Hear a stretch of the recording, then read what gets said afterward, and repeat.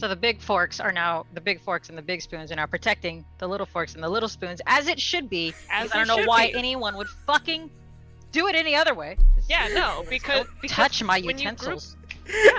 Hi, everybody who misses this.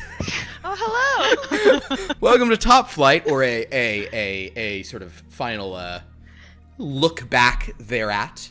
I have a couple of my name's Philip. I'm the publisher of this game. Get it? Publisher, because comic books. And joining me are KJ and Portals. Portals? Which is just so exciting. Very happy to have you both here.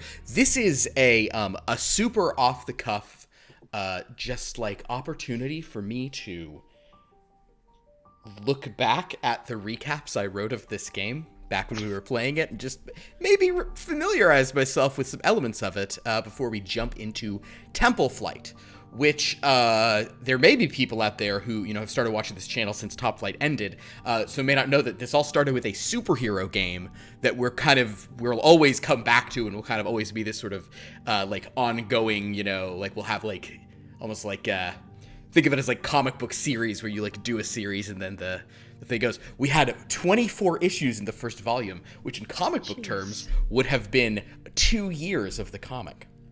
Oh, wow. But it's actually not impressive because I think like Detective Comics is about to have issue 1050. Well, and I get they can't started. Compare it to Detective. I know they started way before me, but even so, I'm jealous. I'll also mention, you may notice that this is actually not on brand for Topflight. I have changed the art situation behind me. And I will specifically, and maybe even like roll out of the way so people can see, I got these, I printed out the preview art for our Kickstarter that is launching tomorrow, just because I thought it was so cool and kind of wanted it always, in frame, even distant in the background, but up close and just in my life, I like it so much. It's so cool. They look so cool. I'm so into it. We got the I'll go through them real quick. That's the Spirit Medium there. Next is the Professor, a Dragonborn. Over here behind me is the Explorer, who's a Goblin, and then we got an orc gumshoe back there, just sitting in a chair, taking care of business. This art is really cool, and we're launching this Kickstarter tomorrow for this thing called Long Lost Noir, which I'm probably already regretting as a name for the book, but that's where we're going with it. And it's going to be really fun. We hope the Kickstarter goes well, and we're able to raise basically. It's just we got the classes and the races. $200,000 is the goal. Well, here's the thing. You say that, but like, do you see what some of these Kickstarters for RPG books make? That's not the goal, by the way, Portals. I'm going to tell you right now. I was about to say, what the...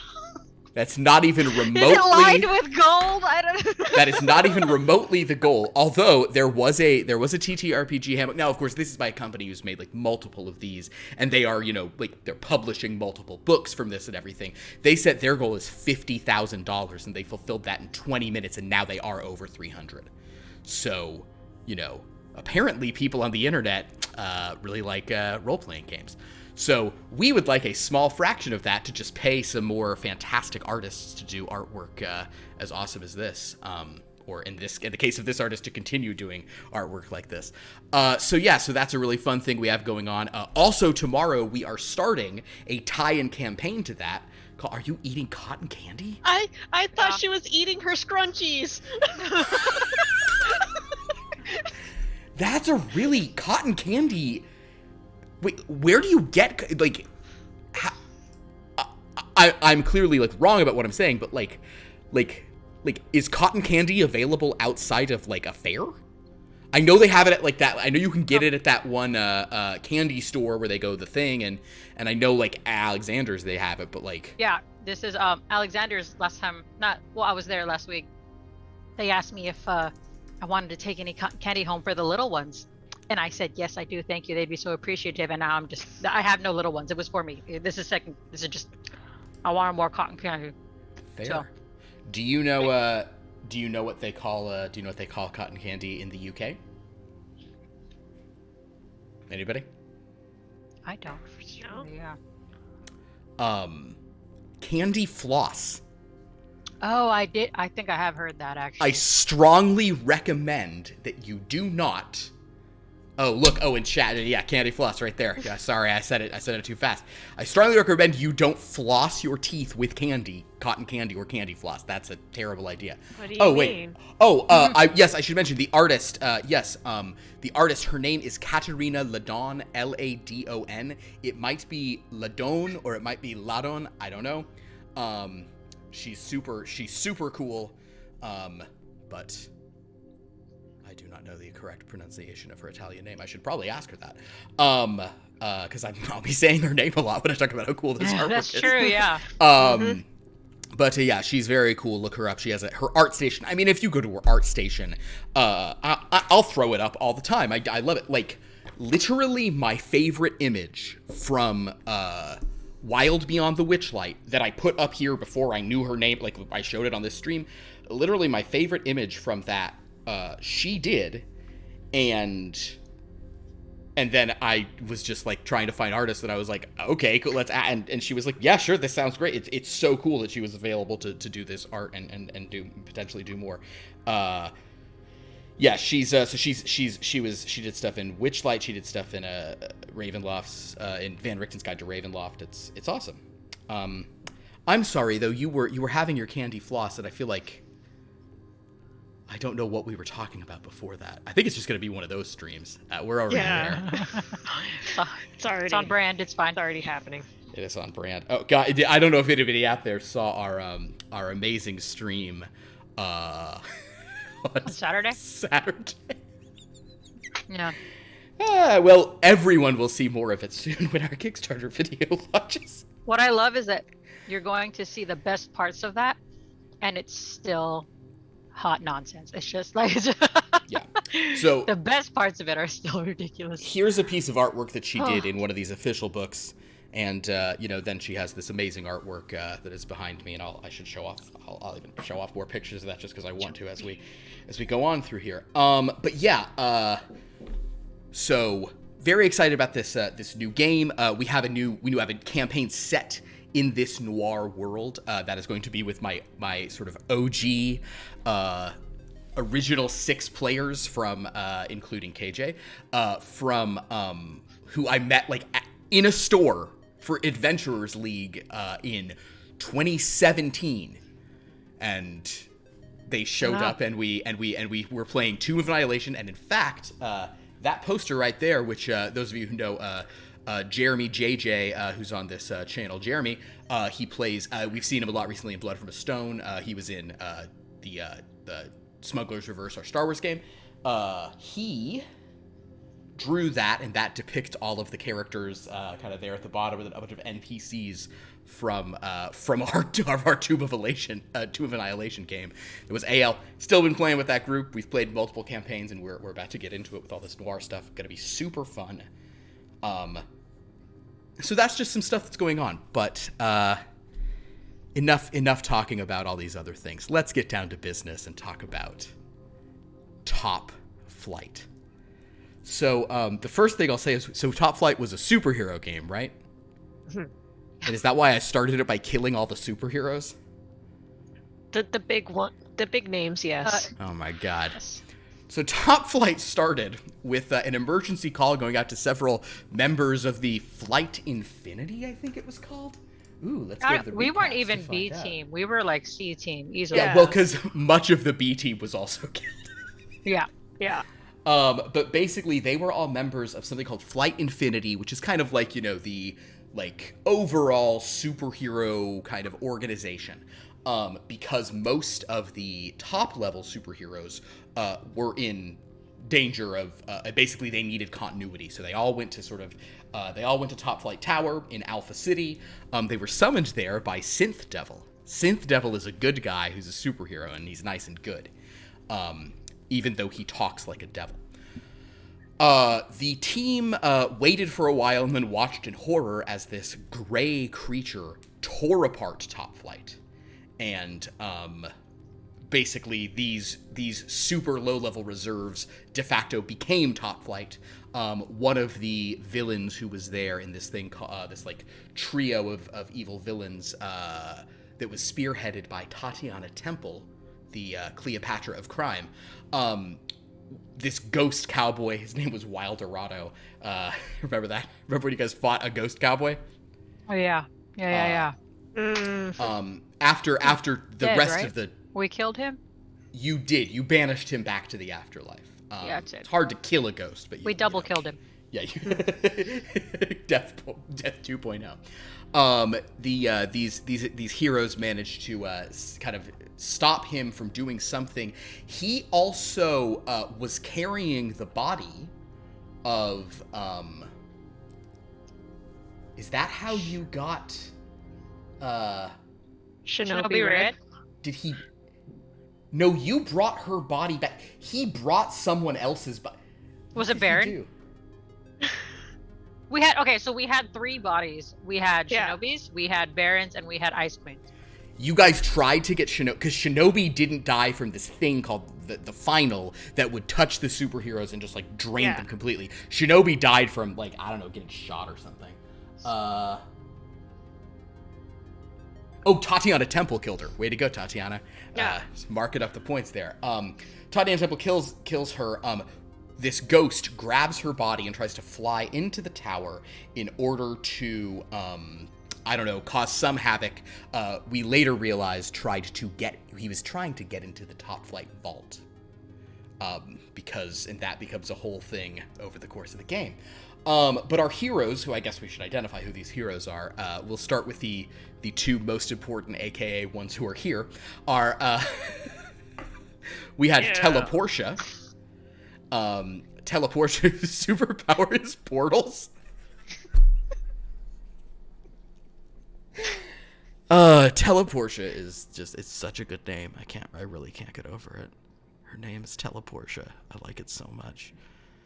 Oh my god. And her real name's Patricia, right? Was that the joke? Yeah, that's what we made canon. It's like so close to Portia. No one will figure me out. Coming. Yeah. Oh my god. Oh man. So Teleportia, who can control portals, and then we also have Lumen. And Lumen, as played by KJ, is how would you describe Lumen?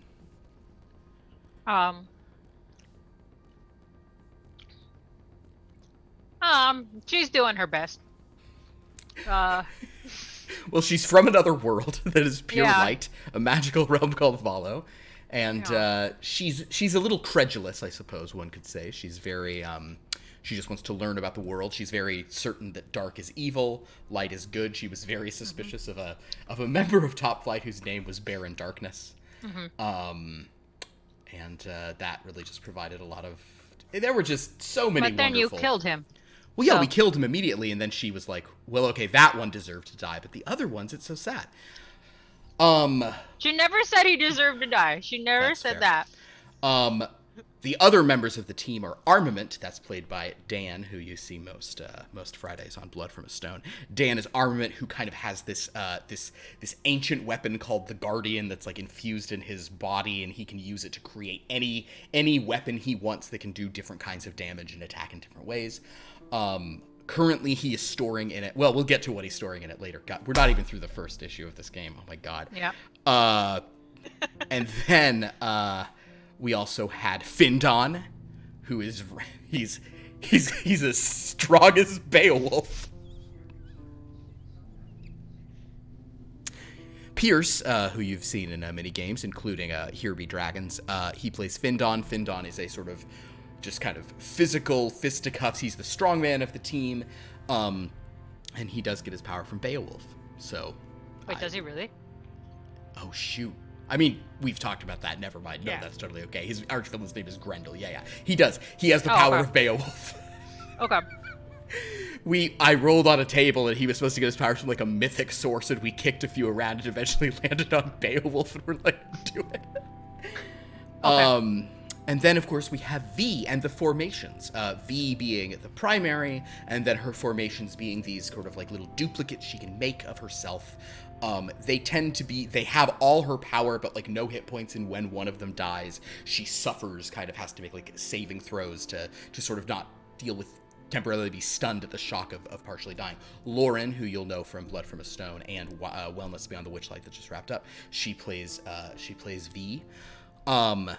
So anyway, these heroes spring to action. They manage to stop Wildorado. It's interesting what details Philip is definitely including. In the doing of this, Synth Devil, who is kind of this, exactly what he sounds like. He also does play synth music, but we've never shown that on the game. He is a synthetic devil, so basically picture like the Vision or Red Tornado plus devil horns. He used to be blue and white in color, and he has a cape, but he said, can Topflight authorize me for like combat mode? And Topflight said, sure, and he said, what level? And they were like, max, at which point he started helping them, and he became also a member of Topflight. Interesting that he was not already authorized for that. You killed everybody. We panicked. We did the only thing we knew. You did the only thing, but I'm a bad person is the main takeaway from that. Combat autonomy. That's what it was called. Do you authorize me for combat autonomy? Flight Infinity's overall, at the end of this, you guys stopped this. That gray figure sat down. And then I think Meridian threw Tatiana Temple into space. Yes. Oh, yeah. That did happen. But Tatiana Temple had an answer for that. She was fine. She's somehow. Okay. So, over the course of the next sort of sessions, as you guys kind of figure this stuff out, the team decided that they were going to need some help. And Synth Devil suggested a gentleman by the name of Captain Eldritch. Captain Eldritch is sort of like the, master of magic, and sort of supposed to be like a very powerful entity. Synth Devil, I think either revealed then or revealed eventually that he was originally an imp familiar of a previous Captain Eldritch. And he sort of, respects that office. Although he doesn't necessarily... His feelings towards the current one are a little more complex. I think he feels the guy may be, not quite doing things the way Synth Devil might prefer. And case in point, who shows up is this, Red Sox cap wearing masshole who named Dustin Howell, who showed up and was just like, oh yeah, I can try to help you guys contain that gray thing out there. And he put up this boundary around this monster called the Final, who was just sitting there in the middle of town. He also runs a group called the Guild of Secrets. They have really, really weird members. We'll get into some of these other members who we meet later on. Oh, look, Double Dogs. But in the one I'll mention now is my favorite who did show up. There is a guy who's in a scuba suit. His name is Riverman. If you ask him what his superpower is, the answer is rivers. Who's the one that we're not supposed to eat her baking? Because the kitchen is dirty. Oh. Wanderlust? I can't remember her name. I just remember we were told not to eat any food she hands us because she doesn't clean the kitchen enough. I'm pretty sure that's Wanderlust. It's gonna appear in the middle here. Hold on. I think it is. Yeah. Oh man.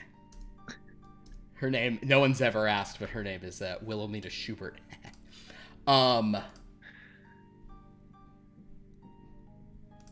Yeah. Maybe not her, actually. Maybe it's somebody else. Let's try baking. Might be. Let's try kitchen. Was it? She offered us brownies, whoever it was. She offered us brownies. And then, oh, yeah. And then Findon ate it, I think. Lumen didn't because they were not light enough. Was it Honey Luck? I think it was Honey Luck. I think so, yeah. Maybe that's it. It was Honey Luck. She's kind of the... Wanderlust is the Swedish one in later Hose. She's in like Swiss Miss outfit. And Honey Luck is in like cowgirl's clothes. There's also Riverman and Trance and the Whisper, but we'll get to Whisper later. Oh, Whisper. That's Whisper right. actually. Whisper actually shows up a good bit later. So, in any event, as you guys do this, and then boom, right there in right there in this second thing, as you've talked to this guy, Dustin Howell, you were sort of warned that, very important thing. So sorry. Yeah, guys, also, this is going to be a real, like, all over the place recap of this first season, because, like I said, this is me trying to just remember. Very importantly, thwarting the DM's plans for the clean concept of this game. Thanks to Lumen's healing ability and quick work of the team, Shinobi Red survives. So the DM's plan to kill the entire original team does not work, and Shinobi Red, the greatest ninja in the world, whose body was brought back to access this thing after you guys took out that ghost, you managed to get her into intensive care. So, rather than have you guys all on your own, you Top care. Oops, sorry. Gotta say, also, everything has top in front of it, because naming rules. Shinobi Red is now alive, and basically now there is a super senior member. She was like one of the big three. She's kind of like the Batman of the team. She kind of wakes up and she tells you all, I think she even says maybe you need to go to the Guild of Secrets because she knows that's magical, but she tells them, do not give them anything from the vault. This is issue 2, sorry, not sessions. They're issues because it's a superhero game. What does the group do? They immediately go down to the vault, where they see all sorts of things. Now, there's an object called the Whiskey Box. There's like a really cool car. It was like used to belong to Commander Cosmic. All these things. But one thing does show up here in the vault in issue 2. And I'm just going to mention it. It's really not a big deal. It's had no implications for anything else. But it's a doll with red hair named Maisie. Okay. So anyway... They talk to the Guild of Secrets. They meet this guy, Captain Eldridge Dustin Howell. He seems weird. He and V start flirting, and weird. No one's happy about it. Everyone's like, oh no, these two are going to be insufferable together. And everyone is right.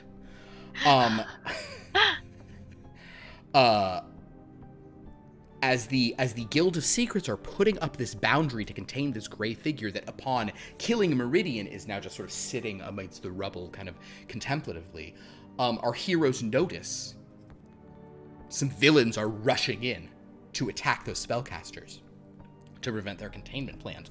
So our heroes go out and they fight these people. Issue 3 is a big fight. They fight Grim Bastion, they fight the Wastrel, and they fight Elax Frostfang. Not one of those names rings a bell. No, they it's were been so long. A big deal. And I don't know if this was the first origin of it.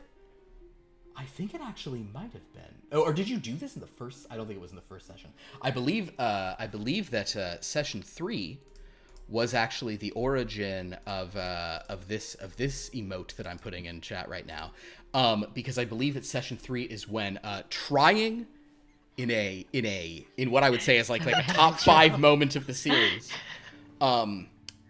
hoping to like help some of these people who are like in like some of her injured teammates. Portals makes a little portal back into Top Care to reach in to grab medicine, and she grabs like Benadryl. Just like she's like, and she pulls out Benadryl and then just like squirts it on, someone's grievous wound.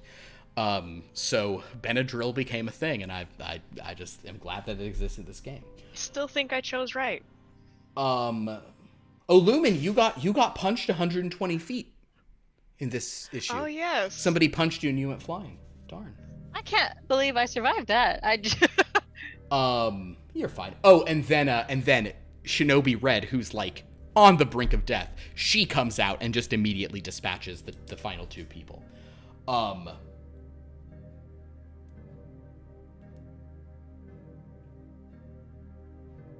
Armament, in the process of this, discovers that Tatiana Temple survived. He briefly gets a psychic link with her after copying a weapon called the Grim Blade, one of the things that one of her sort of agents had. alert goes off at this point that Burroughs, the Top Care's analysis robot, has determined, has finished its analysis of Baron Darkness and Ice Queen. So we'll finally learn what it is that killed them. We also, at this point, had our first cutaway opening. In issue 4, where at the beginning of all these subsequent issues, I would actually make the team. I think maybe the early ones I would just do them, but eventually I'd always make the team of Topflight choose between 2 scenes that they could watch at the beginning, and they wouldn't get to see the. It was like a really a one-time chance to gain some insight into some villains or other characters. But they learn that.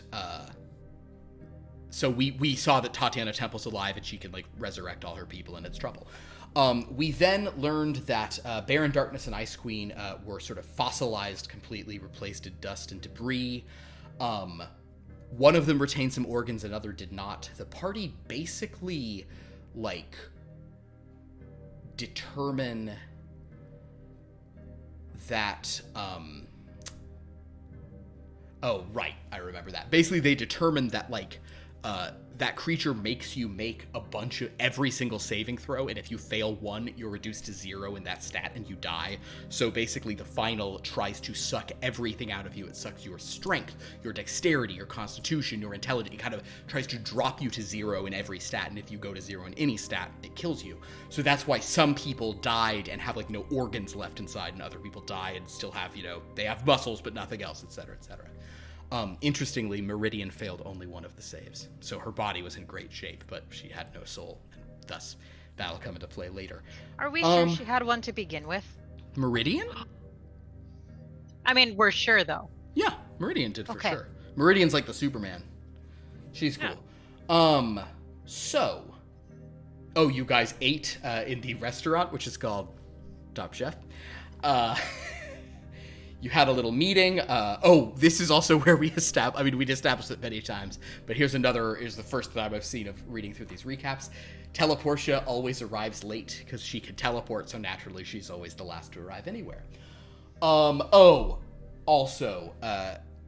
This is where V suspects that Maisie the doll is what Wildorado wanted from the vault. That has never been confirmed, but V said it pretty hard.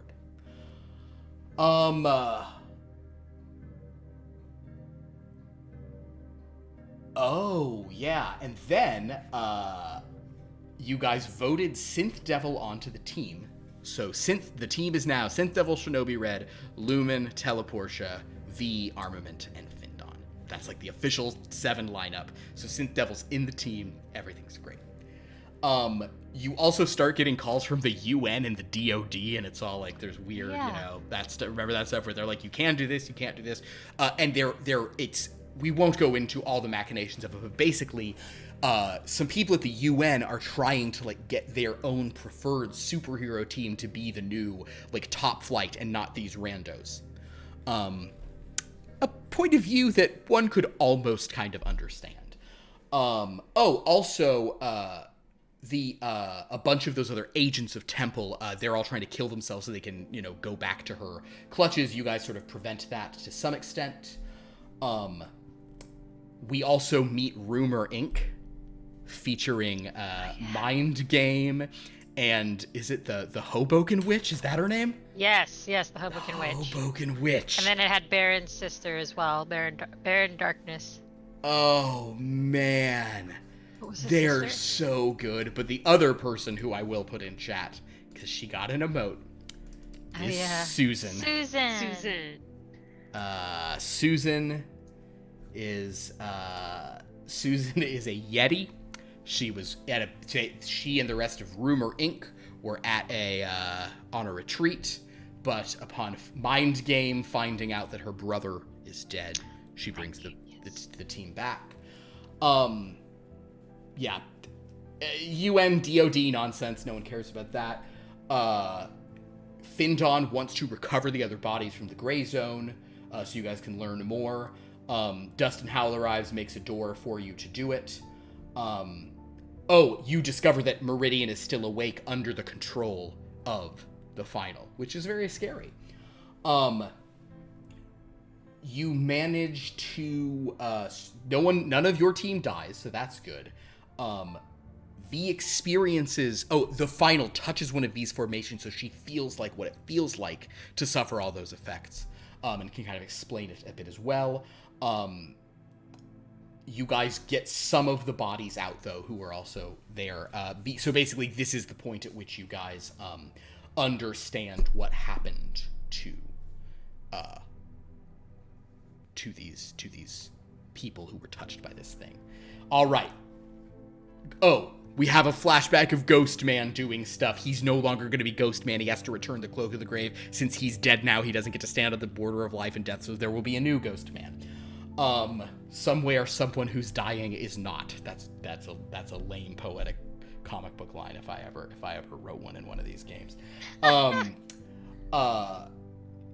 You guys talk to the stomach mouth of an alien, one of the other members of that evil trifecta, named Narthex, and he explains that they did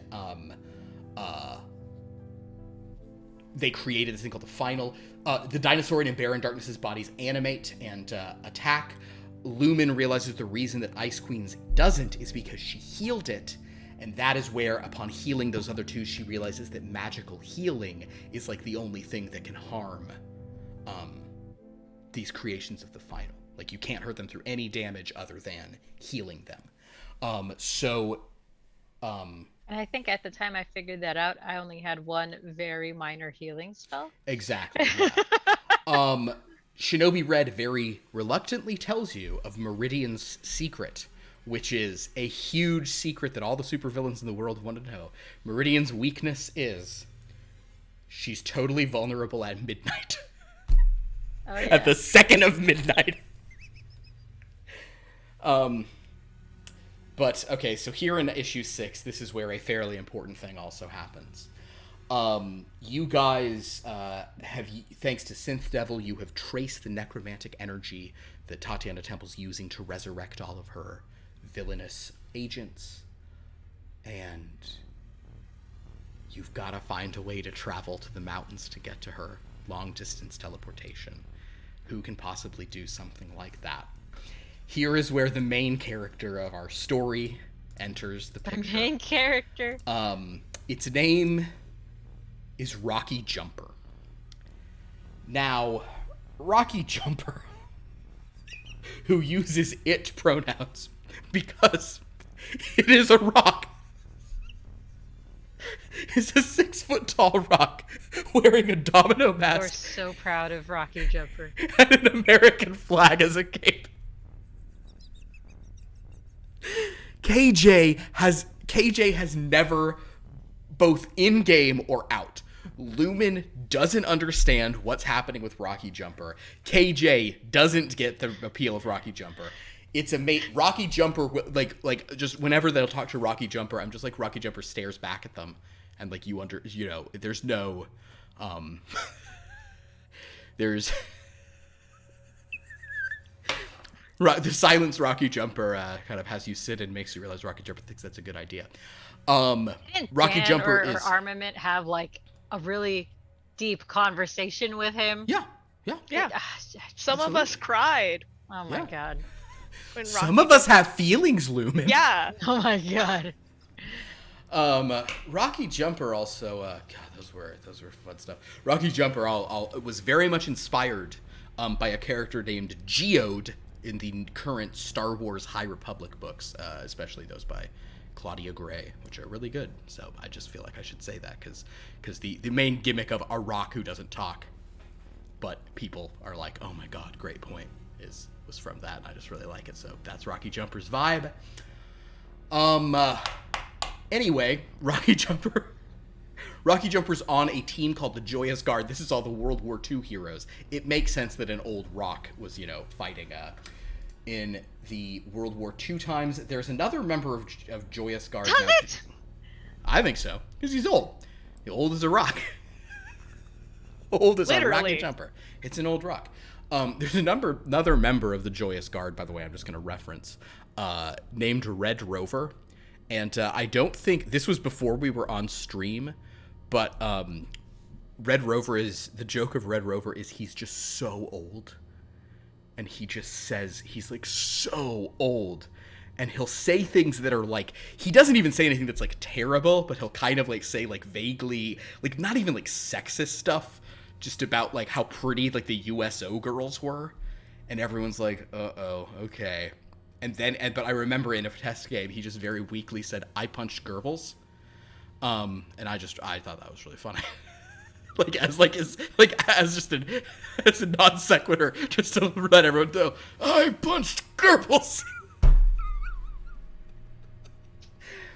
I don't know. Sometimes I do things for me. Anyway, sometimes, like most times. I also remember in Rocky Jumper's first appearance. So basically, Rocky Jumper helped you place a beacon on her moving. So basically, Tatiana Temple. I'm not explaining this game very well. This is a really bad stream tonight, everybody. You can't follow this. If you were looking for a simple recap of 24 sessions, No. not happening. I think it also doesn't help, like, that we just did whatever we wanted, right? Like, Yeah. if we were focused on anything, maybe it's not entirely anyone's fault, but like we absolutely. The reason you were doing this is the Tatiana Temple, her castle can move can magically move, so you're not always sure where it is. So you snuck there so Shinobi Red could put a beacon inside of it, so you could kind of, even if it suddenly is in the Andes, oh wait, now it's in the Himalayas, you'll know which mountain range it's in. But Findun did make a stone pun, and it got really awkward. Rocky Jumper did not think that was funny. Meanwhile, this was session 6. This was where some things happened. Do you know where I'm going with this, Portals? You know what happened this session? Oh, Well, you guys went and did that. I was still laughing that. about Rocky Jumper. Oh, Rocky. Well, you know what? This when V went into the vault. Oh. Yeah. So when you all return, you discover that Synth Devil has trapped V in the elevator. Because V, so interestingly that V did this the same session that we met Rocky Jumper. Session 6 had a lot going on. Yeah. V decided that because she experienced sort of like that total death of self and ego and in all forms at the hands of the final, she thought you guys were going to need to get some more power, and somehow, in spite of all of the sort of like safety things in place, she went to the vault by herself. She was able to get around the necessity of multiple Topflight members needing to unlock it at once, because she can split herself into multiple people to hit different hand things. And actually, Synth Devil got a little bit in trouble for not stopping that at the time, because Synth Devil watched all this on monitors and went, huh. But she removed the Cloak of Ranchonia Scafera Catomio, because I like to come up with names that are easy to say, as well as Maisie the doll. Now, much debate follows in the sessions that go, and honestly, this happened in session 6. By session 24, V is still getting shit about this decision. I think in large part it has to do with the fact that, okay, you died, you didn't want to talk about this, you took it in your own hands, you went down, you took the cloak, we get it. But why'd you take the doll? Why'd you take the haunted doll? I believe, if I recall, her explanation was because she smiled at me. Which, generally speaking, I'm just going to say is life advice.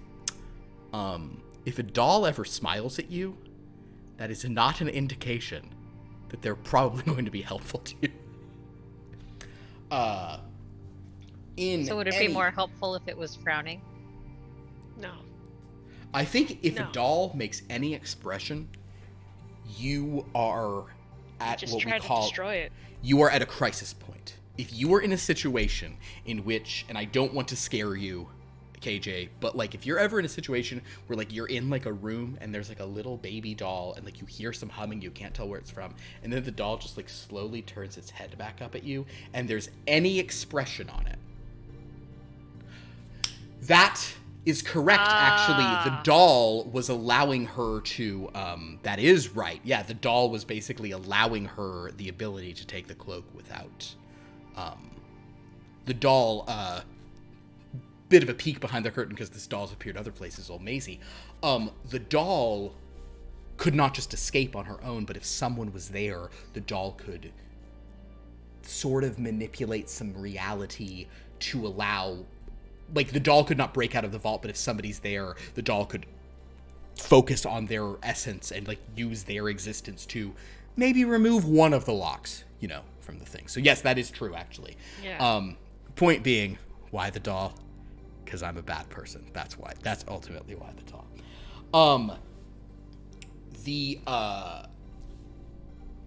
The group discuss whether or not they need to vote V out after they've subdued her, recovered the doll and the cloak.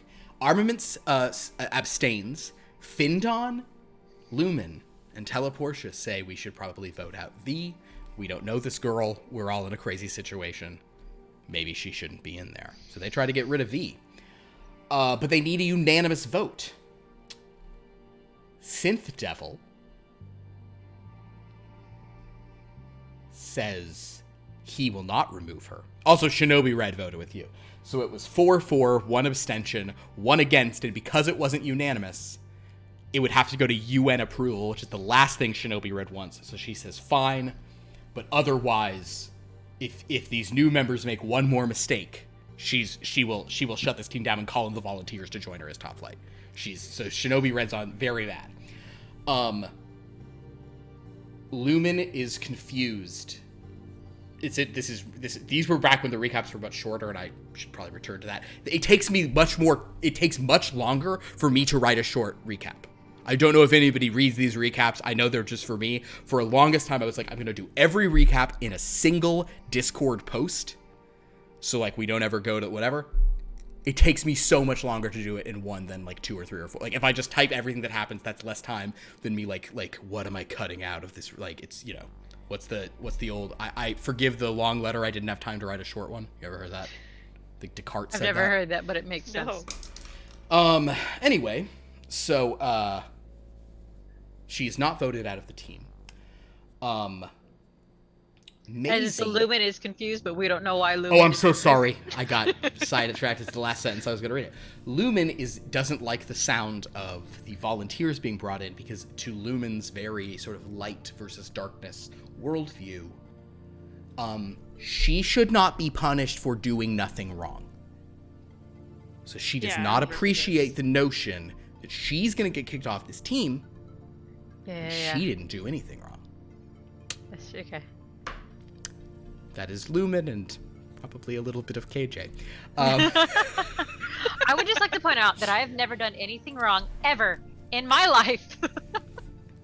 I feel like that struck me as Rin and Lumen are very different characters, but that struck me as something I could easily hear either of them saying.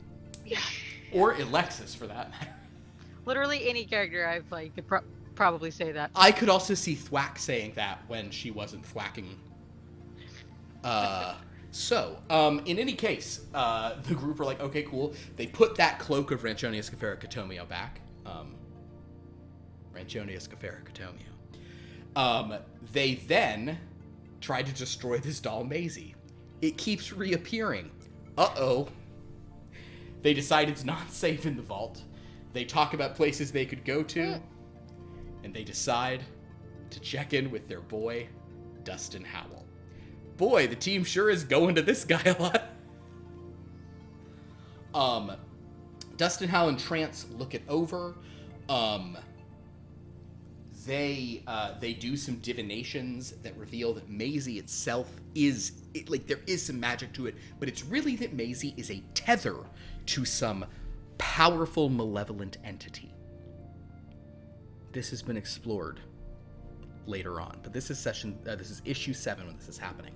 Oh my god, we're only on issue 7. I know. I'm sorry. I'll start going faster. No. I'm just saying, like, it's insane. Like everything we did, and it's only issue 7. No, to the credit of like the players, like this game covered ground. This game wasn't just the like let's sit around or whatever. This game, like, big things would happen.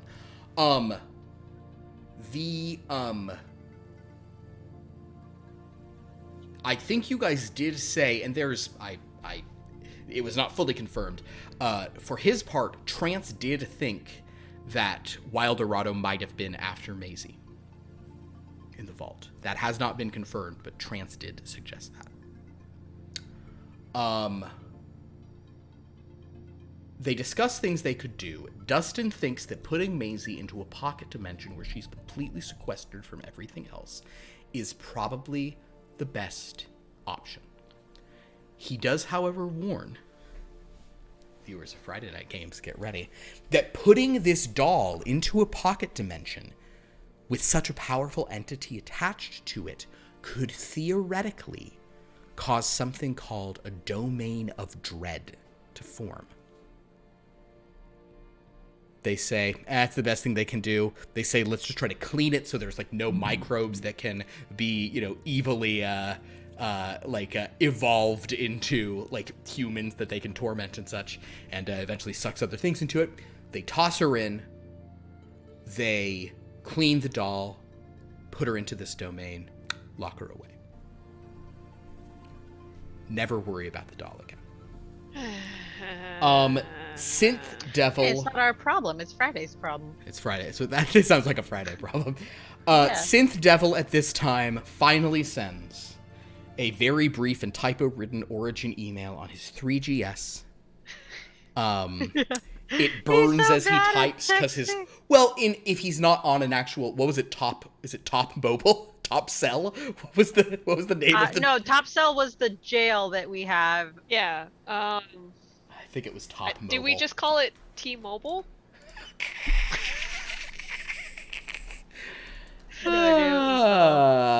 It's Top Mobile. It was Top Mobile.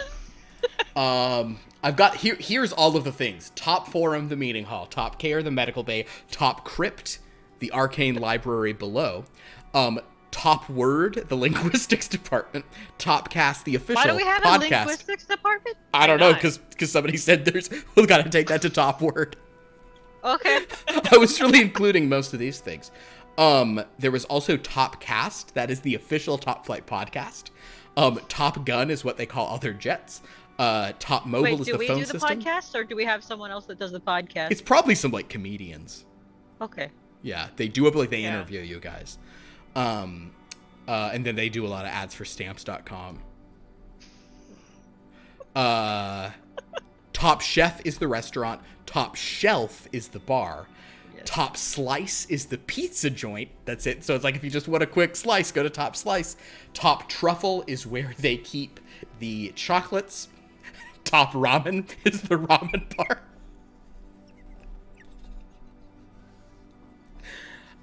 Top Coverage is the insurance.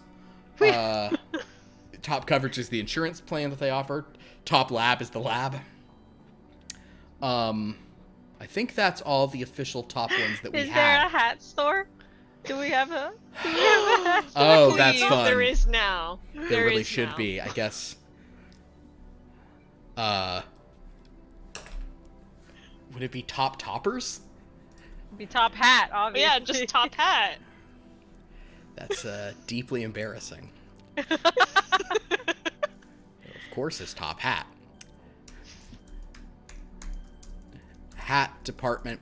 Oh, they're also, we made this joke many times, but they also said, I think, I'm not sure we made this joke on the stream, but I don't care. There was also the joke of, so it's like Top Shelf is the bar, and then Top is the gay bar. Oh, yeah. I remember that. Which, good, I mean, I like the idea that the superheroes, like, are including all of this in their tower. That there's, like, a gay bar on the bottom floor of their tower, just like, well, we kind of got to because our name's Top Flight. Like, what, are we gonna not lean into a pun? That's not super heroic. That's not super heroic. Heroes make puns. Heroes save lives and we make puns. And sometimes we save lives with puns. Yeah. Name one life we've saved with a pun.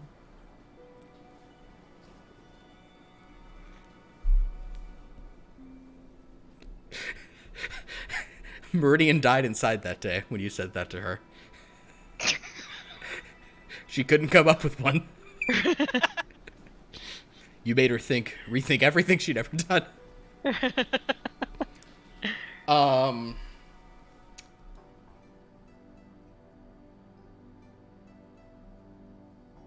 So, anyway, they send the stuff down. Everything's fine. Issue 8. We're almost a third of the way through. All right, we kind of gotta speed this up a bit. We meet Rumor Inc. again.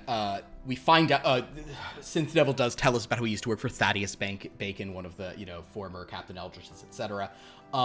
This all busts in because, Pierce uses a word, or Findon uses a word, where he says, it seems like everything's calm at the moment. It's like there's nothing going on at the moment. There's nothing we immediately need to do, which means a giant robot attacks the city. Yep. Because if you ever say, it seems like we have a calm moment as a superhero, something attacks the city. So the team just go, they fight a giant robot. The major thing that comes out of this is that Armament copies the robot's massive cannon. So Armament can attempt to shoot this huge cannon, but it requires huge amounts of strength and, coordination with everyone, because it's like, it's like a turbo laser. Teleportia during this one attempts to pick up a rock off a bystander, and it doesn't work. That's why we were C team. Well, no, you guys actually do a good job against it. Findon knocks the robot prone. V, I do remember this turn, because V can actually take a stupid number of attacks.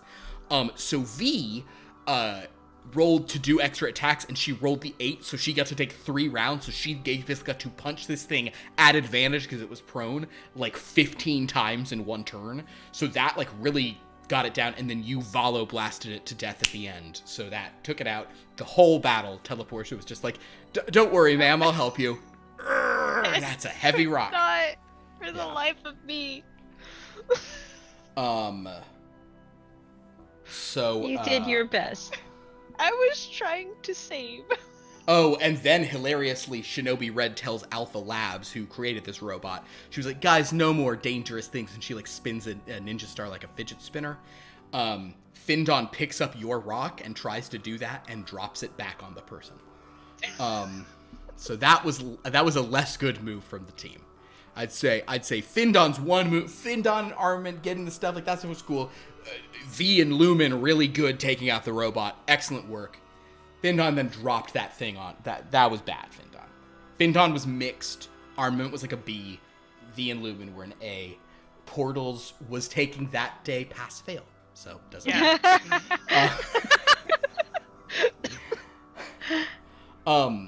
You be the judge whether I passed or failed. I mean, you didn't get voted out, so it You must didn't have get been a voted out, you're pass. fine. That's fair. It wasn't unanimous. Tatiana Temple makes a broadcast to the world. The team thinks she's trying to set them up for future failure, sort of goad them into making a mistake.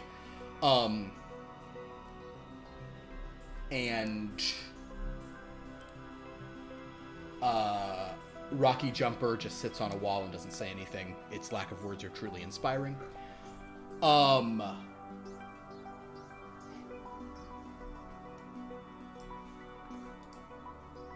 Oh, wow. Oh, yeah, I do remember this. Something goes wrong in the containment field. The members of the Guild of Secrets? Shadows? What the hell are they called? Guild of Secrets. Right? I'll learn things. I'll remember stuff. Guild of Secrets. Yeah. So the Guild of Secrets is okay, we'll come fix it, don't worry. Meridian's testing the boundary. So basically you guys are we're about to have to fight this stuff. It's going to be bad. Oh, there's a raid. A raid. Welcome, raid. We're just we're not even playing tonight. We're just kind of talking over a campaign that we did sort of last summer and fall, and we're kind of talking through the 24 issues of that game as we prepare to start a new version of it next week.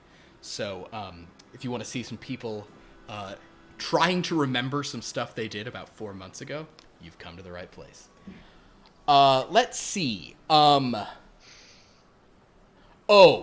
this is session 9. This is a big deal. Because this is a big deal for people who whatever. Okay, for issue number 9. All right. You guys realize something's wrong with the Guild of Secrets.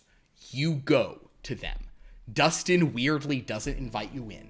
Then this weird creature with big ears, drinking beer, smoking a cigar shows up. His name is the Fleecing Schemester.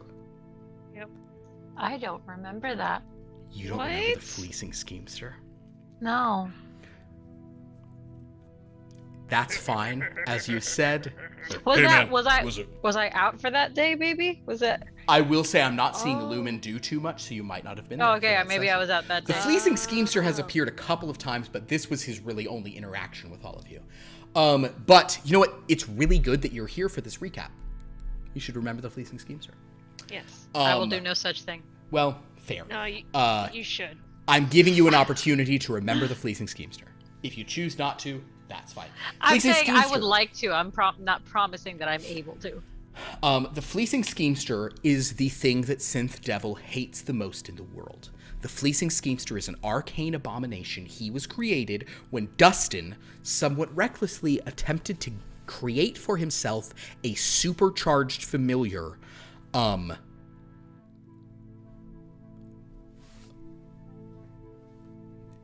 flashing light alert. You two, if anyone's taking notes, that's a thing to jot down. Tried to do this, didn't work. So now the Fleecing Schemester is this arcane abomination, this arcane deviant that is capable of messing with Dustin's plans. Dustin often tries to banish him places, and so he replies by perverting Dustin's spells, which he's just Is this the thing? It's just like, no, you said it had big ears and stuff. So what's his familiar is like the ball of slime with tentacles, right? He does not have a familiar. Oh, is there a ball of slime with tentacles? Or I am believe there is a ball of slime with tentacles at some point. Okay, okay. But in this case, this creature is basically sort of telling Dustin that he's just ruined a bunch of stuff, and this is when it is revealed. Because you guys saw some weird energy stuff that was fizzing out and popping, and something went wrong with that containment. This creature tells Dustin, that doll that you put in that thing, I took her. And I took all that energy you've been siphoning off that god. Wait, so the doll isn't even in the domain of dread? And he says, and I made a deal and I moved her somewhere else. This is the origin of Blood from a Stone. The Fleecing Schemester took all of the deific energy that Dustin Howell and the Guild of Secrets were secretly leeching away from the final, having not told Topflight. They created this arcane crystal, and they were sucking all this power out to use it for whatever ends later. Not necessarily nefarious, but like, you know, kind of like not on the up and up. And the Fleecing Schemester, because he can do anything he wants with Dustin's magic, took all that energy, took this doll, basically said, can I see some weird stuff? And the doll, for the first time, this entity said, I will make that deal, sure. You're giving me all this power, all you want to do is watch, no problem. The Fleecing Schemester also threw some stuff into this domain as it was created, like a bunch of Meatloaf albums. This was slightly revealed in the game, but I'm just saying that right now because I don't care. But basically, Blood from a Stone is formed of the combination of the Fleecing Schemester, the deific energy of the final, and the doll Maisie. You guys were like, this is crazy. Findon wants to throw this thing into space. Synth Devil says don't do it. Pierce plays Findon. He of course does it anyway. I feel like I have given the most warnings that have not gone heated that I've ever given have been to Pierce, I think, in games. I will say just so you know, this could go bad. And he's like, that's fine. And he does it, and it goes bad. The fleecing schemester, because he is magical in nature, the synth devil tries to warn him. Because Findon's power is magical, he is temporarily deactivated with his strength. Dustin apologizes for the deception. He says, I will use my magic to take out the final rather than keep trying to keep it around and siphon energy. And I will do like the most powerful healing that I can to, destroy it for you. He winks at V, and she completely forgives him for everything he's done up to this point. Shocker. Also, Honey Luck, her arms are the desert. Yes. So What? she pulled a camel out of her arms, and now Findon has a pet camel named Nathan. I just, like, weird magical superheroes whose powers, are, her power is that her arms are the desert. I think that I must have, in a previous life, taken so many drugs that they've carried over. They're still affecting I you. think they're just, still... whatever. What's the deal with her? Her arms in the desert. What's that guy's power? Rivers? All right, so...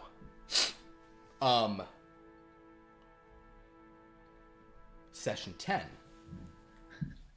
Oh my gosh. I'm sorry. I'll go I wanted to go faster, but we slowed. Issue number 10. A reveal. Shinobi Red awakens to discover her love, the Whisper, Oh my gosh. stealing an artifact that she controls. Whisper was also sleeping with Dustin, right? Oh yeah. Okay. When you have that good an ASMR voice, you can get it wherever you want it. And Whisper wants it everywhere. That's not true. She's very discriminating, but there's Dustin Howell has an undeniable charisma, and Shinobi Red is the world's greatest ninja. So one can understand why Whisper. That being said, Shinobi Red this whole time is like, I don't like the Guild of Secrets, don't deal with him. Meridian's like, I don't like Synth Devil because he's a devil. Meridian's super Christian, by the way. There's a lot. Meridian's really Christian. There's a lot going on. It's a complicated game. Meridian's dead. Meridian's dead, but the point is, when she was alive, that's the reason Okay. Synth Devil had all these training wheels on him, all these limiters. 'Cause Oh. she's like, I guess you guys do a devil. I'm really Christian. That's not how my family raised me to do stuff with a devil. But I'm trying to be better than that. That's kind of her vibe. Because she's super Baptist. So the limiters weren't even for a legitimate reason. Well, it depends on how Christian you are. If you're super Christian, they were for a very legitimate reason. If you're not very Christian, they don't seem like a very legitimate reason. If the limiters were also to prevent Synth Devil from being able to betray everyone by having too much power because he is a devil from hell, maybe they were legitimate, I don't know. Let's keep going through our recaps. Anyway, the team decide to go ahead and try to get rid of the final and sort of shut down Meridian. Dustin somehow is not turned to ash by the final, who legitimately Dustin could have died here because the final got 2 attacks and Dustin used this one reflection he can do to stop one of them, and the other one somehow the final missed, which was absolutely instead. Dustin then does heal the final, destroy it. You guys meanwhile keep Meridian at bay. Somehow she's flying faster than the speed of sound. You and then Lumen, you actually shut down Meridian with a mass heal. Yeah, I remember that. Yeah. But then Dustin takes out the actual final, survives. Really thought he was going to die. What I thought was going to happen, you put so much into it, and you guys have been so had the final killed him, he still would have gotten off his spell to destroy her. But he didn't die in the process. So now V still has a boyfriend. She referred to him as I don't think he would like that label. Yeah. She referred to him as her boyfriend. She did it more than once. I don't remember this. Yeah. I do. Oh, Oh, I do. In any case, the barrier will remain up as a you guys collect a bunch of the final to see what's going on. Also, Dustin does die. Not turning gray, but when the final dies with kind of like a death burst. So Dustin is killed by that. Lumen, you keep him alive, and get him resuscitated up back at the place. Shinobi Red doesn't even look at the Whisper amidst all of this, as she all returns to the tower. Okay, at this point, you guys learn some various things. This is when Shinobi Red goes on she tells Armament and Teleportia, no one else, that she has to take a leave of absence to the Order of the Severed Heart. So she's going to bring in her robotic duplicate, Shinobi Steel. And only you guys know that. She really tells you, she kind of has issues with the rest of the group, which is some justified, some not. Lumen appreciates that. Yeah.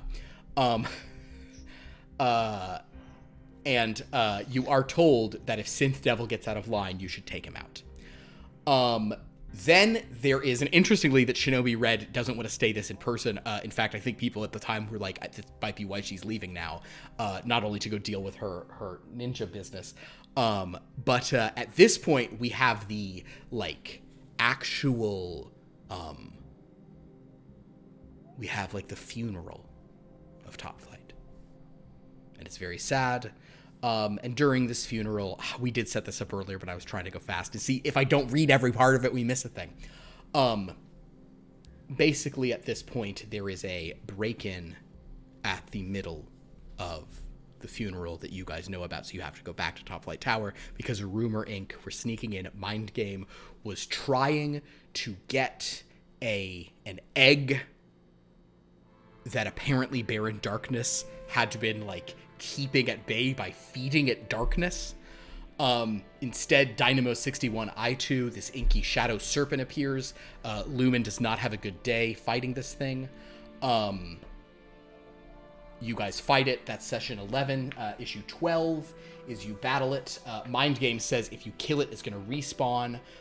You do kill it, but Synth Devil was warned by Armament not to, so Lumen hopes she's now allowed to speak ill of the dead, because Baron Dark, she was just getting to the point where maybe she's maybe Baron Darkness isn't bad. She's psych, he the worst. She also said such a sweet eulogy, right? She did. I mean, she just didn't say she bad just things. didn't. She wrote a horrifying eulogy and then didn't say it. And Portals had to take those What flashcards she said away. things like Baron Darkness was indeed a man on the Topflight team. She was just stating facts so that she wouldn't have to say. Your description of it was just it was just note cards, and she would just say a fact and then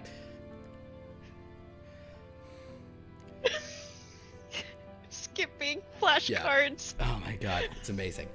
In any case, you guys kind of learned that what was going on. You also learned, and then right back, you switch to kind of now thinking maybe you shouldn't be so harsh on him, because you learned that both Mind Game and Baron Darkness were created by Project Dynamo through experimentation. So it was against his will that he became this force of literal darkness, which he only ever used for good. He was the nicest guy. That we saw! The nicest guy. Another thing, because sometimes I have too much fun with NPCs. I know that the main complaint people have about me is that I don't put enough NPCs into games, and that they don't have enough, that they're not goofy enough. In any case, so there's a member of Rumor I just picture Inc. a literal Muppet complaining to you. That's the only person that would say that. It is a literal Muppet who just doesn't. It needs way more. These games are boring. Why There's isn't there more Gonzo funny right people? in front of you. Yeah. Oh, but no if- other world. Oh, I would love to do a D&D game for Gonzo, because he's gonna do the weirdest stuff. How many chickens can I? Oh my god, whatever. Anyway, the point being, Hoboken Witch really wanted to fuck Sith Devil. her sexuality, her sexual orientation is she wants to fuck the devil. So she has a, like, not to get all wellness beyond the witchlight on you here, but the sessions when you weren't there, KJ, but basically she has a synthetic devil. So she has a devil who's also a vibrator, and she's interested in what he could provide her in an unholy way. Cool. Sorry. Okay. Do you need more clarification? No, it's clear. It's clear. I think it's more that Synth Devil could be. He's got a lot of settings. I guess I'm just...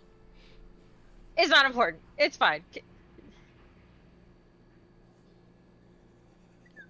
Anyway,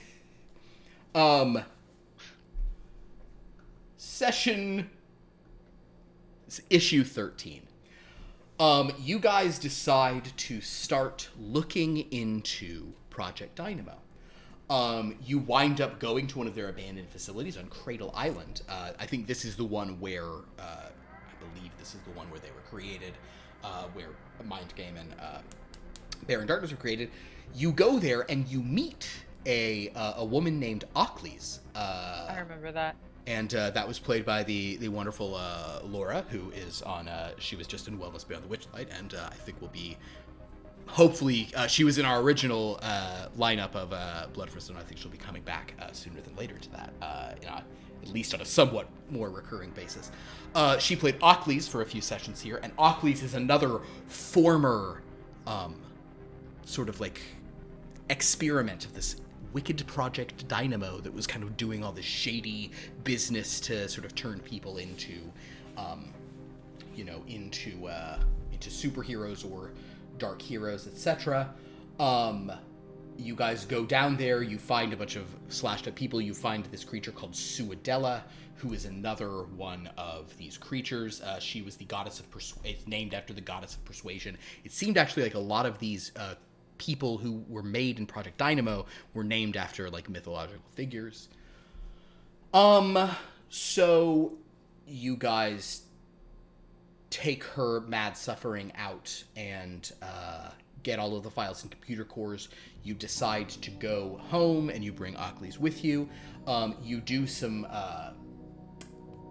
more research because we're on issue 14, so like we're now past halfway. I'll go faster. You find out that the documents are all quantum encrypted, so it's like if you enter the wrong password, like it's that you have to actually know what the password is, because if there's a world where you enter a different one, like it won't function. It's like it can't be a guess. You also you realize Project Dynamo is trying to harness deific or limitless sources of power. That's very similar to what the other team was doing, with trying to like get all this stuff out of the final. So it seems to be, whether it's on the magic side or the science side, because this is basically taking ancient magical things and turning them into science. It seems like people do shady stuff either way. This is the session where V suggests her boyfriend could release Maisie. Because she thinks maybe Prescott will know what that is, etc., etc. That's because Prescott's this guy you guys go talk to. You find out that Maisie's origin involves some people who were involved in this Project Dynamo. They had found her earlier. She might have partially inspired some of their research. You also go and meet a guy named Eric Zuserschmidt. He's a theoretical physicist. Many of you had already heard of him. He shares the password for Maisie's file. He tells you not to use it. We start the next issue, 15, with Dustin Howell liking one of V's Instagram posts while talking in bed to whisper. Ooh, comic books are always about soap operas. They are. You guys you continue speaking to this Eric Zuserschmidt guy. Then, and he gives you a bunch of Ricola. That was like a multi. Actually, it wasn't multi. I mean, we kept coming back to it, but that was issue 15. Was the Ricola was important. As you're about to do that, suddenly you pop into a different reality, a different sort of echo of the multiverse, where a different Eric Zuserschmidt, kind of after realizing who you are and what you're up to, actually gives you a different password for I2 than the one he gave you. So you won't be able to get the information in because he seems like a bad guy. He also seems to have no knowledge of Maisie, which implies maybe there was not a Maisie in his reality. He references someone called the Interior Man. Flashing light. He sends the group back, suggests he might see you all again soon. You return to your own reality, and the real Eric Zuserschmidt's just like, okay, bye. It's very weird. They reference about how Project Flock used avian morphic resonance for biological surveillance. That's really not important for me to say in the recap. I just really like that concept. I was very proud of coming up with that. You then go home, and the most important thing that happens in this session is you combine the 13 herbs of Ricola with the... I know it's Ricola, but I like to say Ricola because that's the commercial. You combine the 13 herbs of Ricola with the 11 secret herbs and spices of KFC to create new Chicola dishes. One is sauced with melted down lozenges. Chicola, that's right. The other is just seasoned with all the herbs, and they're all pretty good. Also, it's revealed here that up to this point, Lumen has only been consuming food that described itself as light, because she's from Valo. When they try to ask her what she ate on Valo, they pretty much think it was only drugs. Based on her descriptions of eating food. They convince her to eat the chicken. She loves it. Ravenous for more. Chewing was a new thing, though. Chewing was a new thing.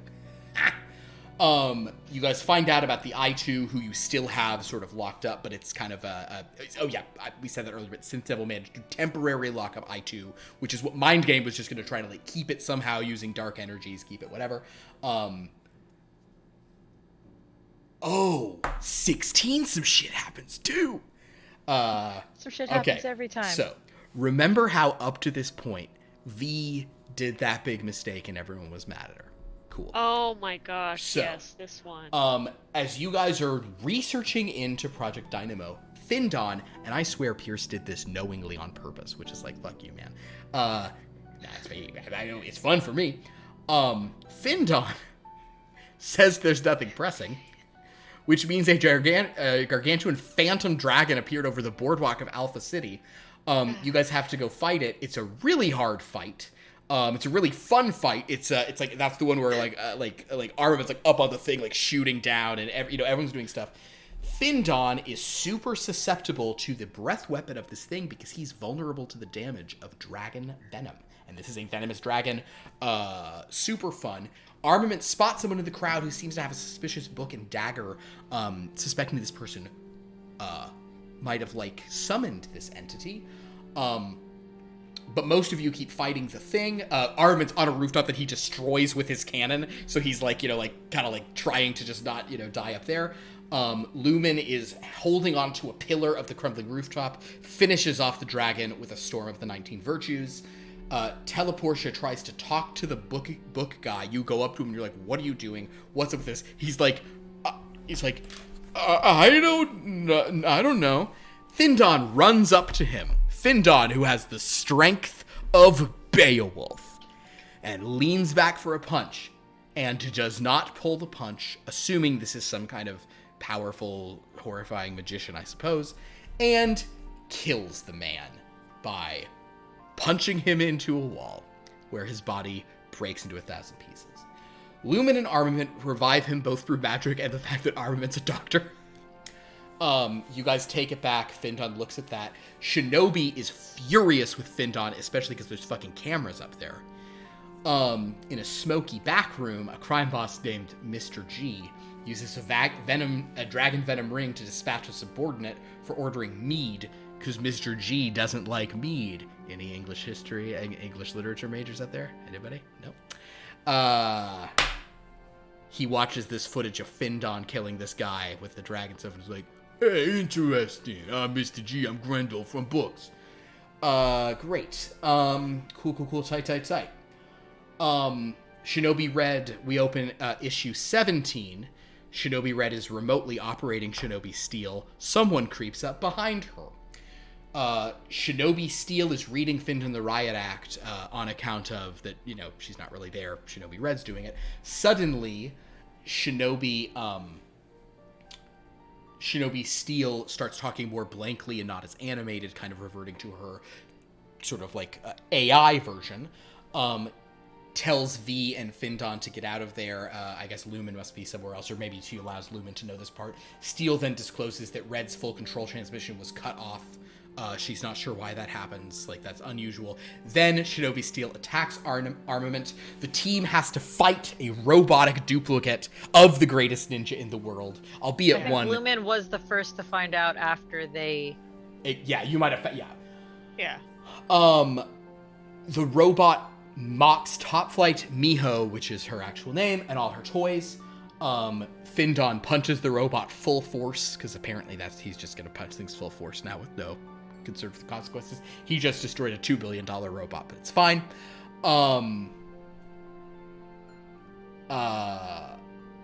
Everyone lets everybody know about this whole Shinobi Steel problem. Basically, Armament and Teleportia decide they're like, we better tell people. V's frustrated by all the lying, saying it's not how a team works. Obviously, there's some irony to that, but, like, sort of to her credit, like, she's actively been trying to not do that, and she's like, he just killed someone, you guys kept this, like, this, we need to be a team. You basically then, given what's happening, you're allowed to open these restricted files on Shinobi Red, finding out about all her secret history, how she trains at the Monastery of the Severed Heart, her tutelage under Heartless Love, and her rival Nightheart, also known as Mali Wailani. Also, a bunch of reporters are here angry about Finton. Lance, the DOD and the UN both want to talk to Shinobi Red, who can't, and you can't even have the robot do it because that's been destroyed. The Volunteers, who's like the team that people want to replace you guys, are talking to the press. V makes a statement explaining that the man he attacked is alive, contrary to what people think. He's being investigated for the attack. The team recuperate. They decide to go on a rescue mission to Japan. So now we're getting to the end, and things will go a little faster because these sessions were a little more whatever. Session 18, you guys decide to go to try to rescue her. Finton, interestingly, decides, is sort of told not to go to Japan because that's a bad look. So instead, a different Flight Infinity member named Backdraft comes in. And, and who can kind of do some firepower. I specifically remembered Pierce being there, but I Yeah, forgot he it was wasn't just like- Finton. Yep. He's already in Japan investigating the ninjas of the Severed Heart. Okay, so basically, the last 6 issues just get real deep into, like, ninja lore stuff. We won't go super deep into it because it was all kind of resolved in a good way. The important things are that the Kaga school, you go there, that's who... basically, you fight some of these ninjas who used to be connected to Shinobi Red, who she trained under, and, all these power grabs and all these powerful, conglomerates that people who are... it seems to be a lot of stuff going on where really rich people are incredibly powerful business people and also ninjas secretly. That seems to be, like, the main thing going on. You also find out about Nightheart, Mali Wailani. Oh my god! I should show...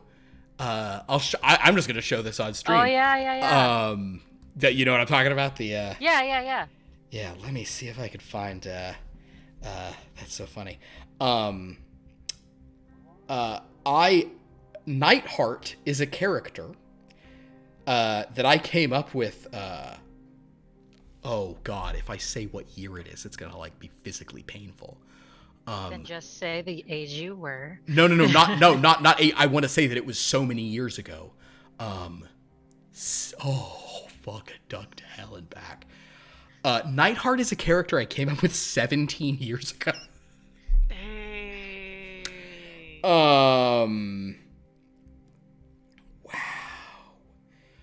Wow. And as such, I have a drawing of her that I made at that time when I was in school, which I guess I'll hold up to the camera here.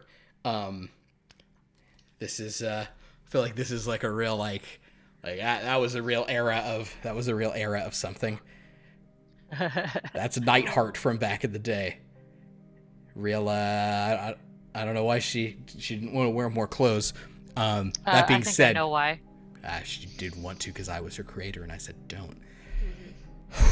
Yeah. Dark thoughts. In any case, this is definitely what I pictured her wearing. She's got Or hearts not on wearing. her. She's the only part of her that's not covered is basically most of her. Calm down.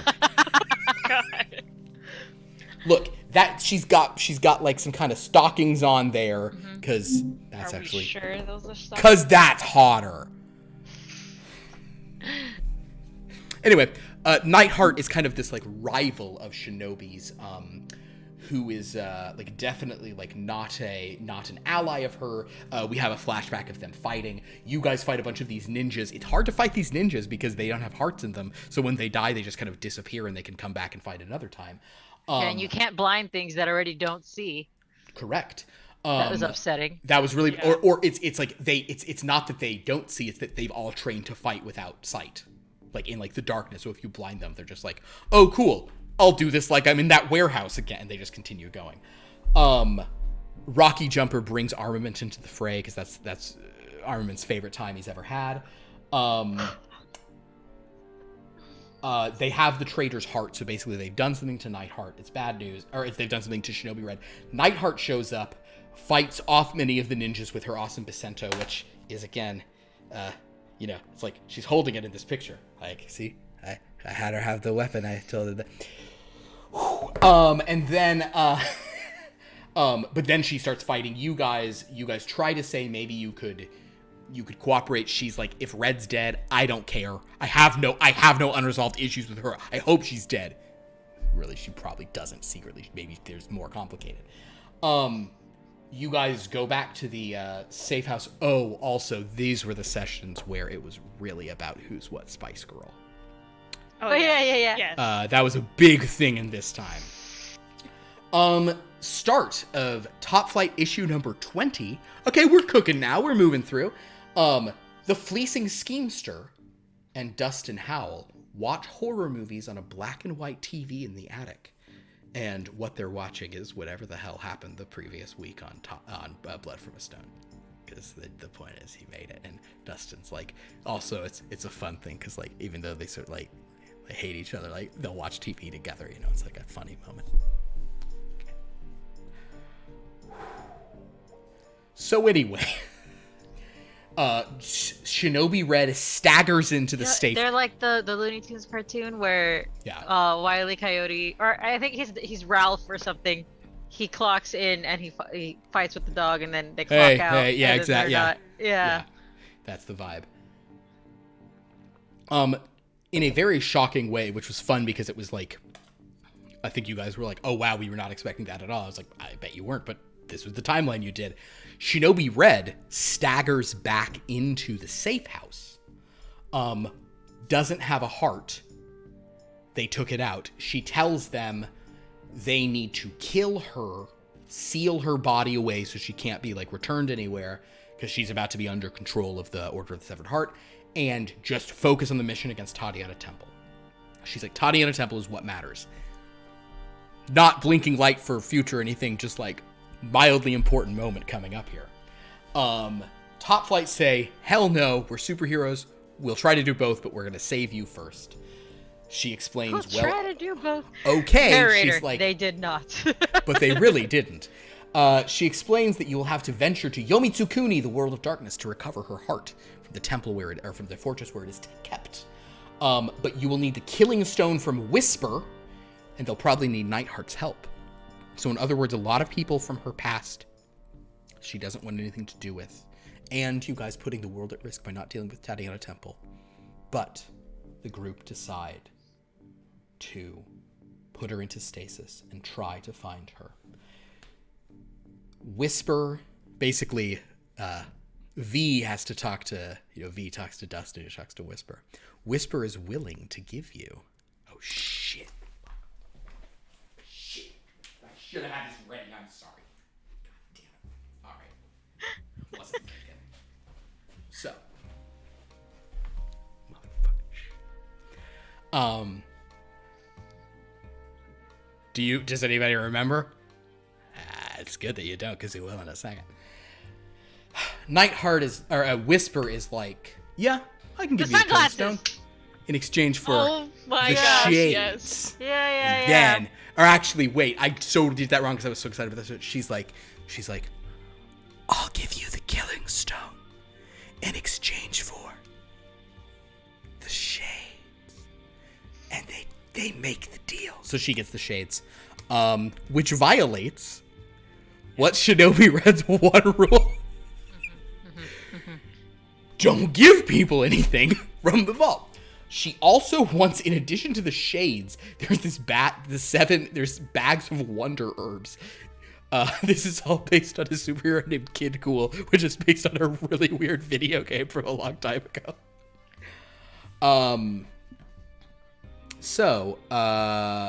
Backdraft bids the team a zig-a-zig-ah, and you all,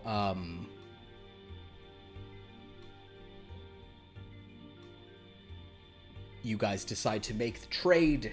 Findon says no to the trade. By the way, he's the only one who says don't do it. Nightheart and Whisper will come on the team. Nightheart even agrees to go with you guys. She and Whisper can get the herbs as she goes through. Dustin doesn't want her going. He doesn't like her and V spending time together alone. Why ever could that be? Shocker. Armament touches the stone and gets sucked into the world of darkness, terrified. Nightheart guides the rest of you properly. Like, I don't know why he did that without this. You find yourselves in a dark world, effectively kind of almost a domain of dread. You have an adventure there in this place. Also a new ghost man appears. And he's places at Tatiana Temple's side, so that's not great. As you guys journey through the land of darkness, you hear cruel laughter. Whisper and V think it's a trap, and they should avoid Lumen and Teleportia and Findon are like, even as a trap, there's like a child in trouble. We have to try to help them. You save a 7-year-old boy trapped in quicksand. An Oni attacks. A very tough fight goes with the Oni. Findon takes a bunch of damage shielding the child from the Cone of Cold. The child is Kaga Hideki. He's actually not a child at all. He's been here since 1974, and he was 50 when he was touched by the Killing Stone by his own son.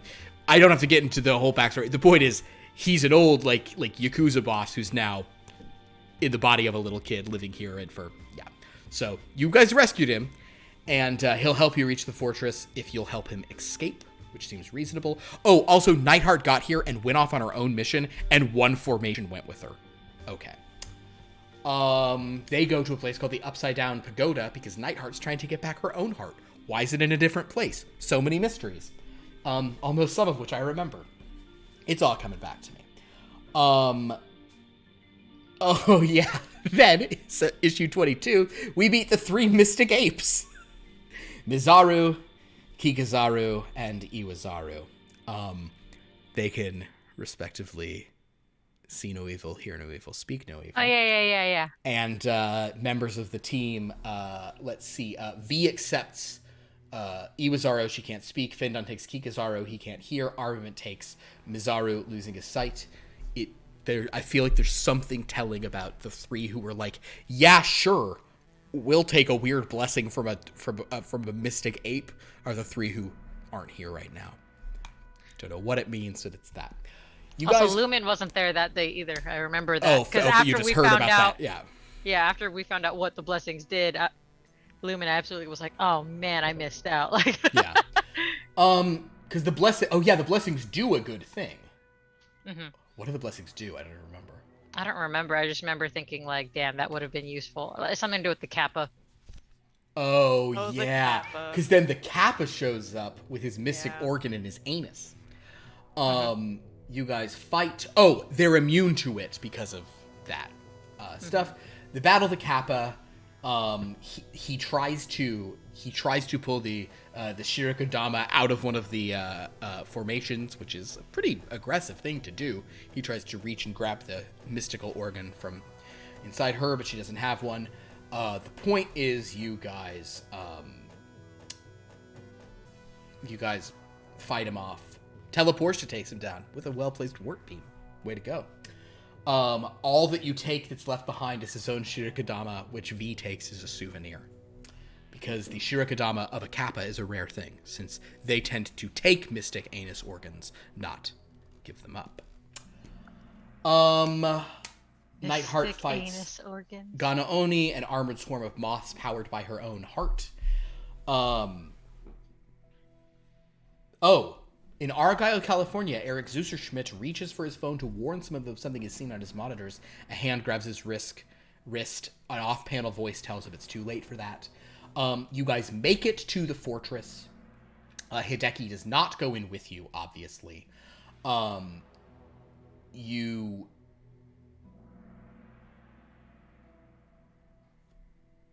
go in. You see an Oni at a service entrance. I think you just decide to go through the over the front. Basically, the point is Teleportia's flying around up there. Heartless Love shows up, who's bad news. Also makes a statue a demon ogre. It's a very intense fight. I will say that Topflight, I hit you guys. I throw stuff at people at Topflight. I'm there's no all right, let's murder them. Oh, sorry, mystic what organs? Yes, sorry, I don't know how long it's been in chat, apologies. Kappa is a Japanese, mythological creature that steals this mystic organ that is hidden in the anus, but is not necessarily always there, I think is the idea. Only a Kappa can extract yours. It's called the Shirokadama, and I don't know, I guess things were just feeling a little stale in this game, so it got weird for that section. Where were we? You guys somehow defeat the demon ogre.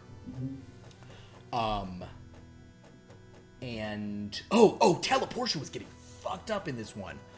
Oh man, did you die in this? Did you get knocked out? I basically died, yeah. Oh my god. I don't think anyone actually got knocked down. Armament, who's blind. Somebody else aimed his cannon and he finally blasted it to smithereens. It was all great. Whisper then phases into the floating stone heart. And Heartless Love tries to take them all out. He makes Armament disappear through some magical nonsense. He gives you a fighting pose. Let's go. Final fight. So basically that fight isn't even over. That's a two issue fight. Okay. I'm going to go a little, because now we're in the final issue. This is issue 24, so I'm going to slow down a bit. The opening of the final issue is very important, one of the most important beats, in which we go to the hellish city of Malakota. This has already been referenced as the home of Synth Devil.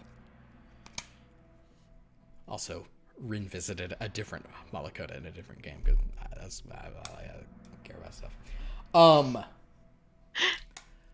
Prince Harlequino finds out that a devil who was formerly under his rule managed to remove his true name from the book and is currently operating as an entity called Synth Devil on Earth. The devil Prince Harlequino finds this kind of concerning.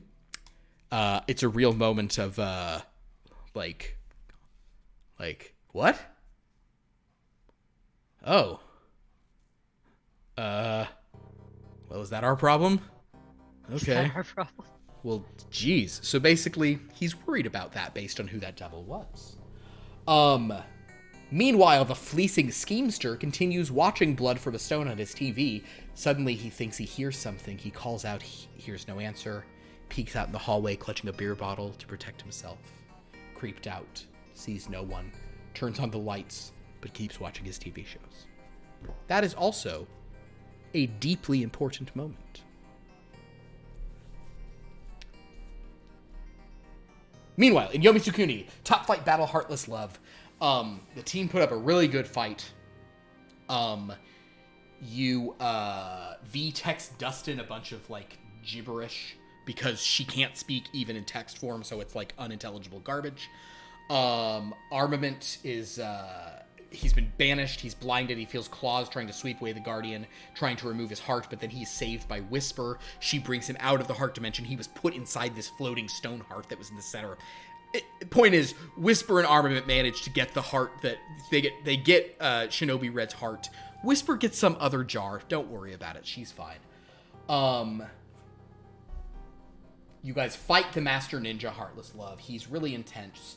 But he doesn't target the healer. Basically, he underestimates you guys, and he is taken down. Lumen gets a critical hit Valo Blast on him. And then Kaga Hideki even throws a knife trying to help. It doesn't do much, but, the old man kid is trying to participate.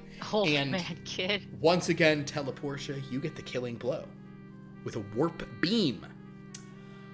The form of him sort of flees in this pillar of smoke, but thanks to clever portaling from Teleportia, you manage to catch a bunch of his smoke in a jar. So you have a jar of Heartless Love. The Order of the Severed Heart then appear and start firing arrows at you guys from a distance. You duck, weave. The final formation is pop. Whisper has these 2 clay jars, one of which she hands to V. It is the heart of Shinobi Red, as was agreed. That she can keep the shades and get the herbs. Teleportia just kind of portals everyone miles down the road a couple of times. Sure enough, you come to the spot where they're going to meet Nightheart. You take a rest. Nightheart appears, triumphant. Her own heart is beating. The Mystic Apes appear, congratulating you guys as heroes, removing the blessings.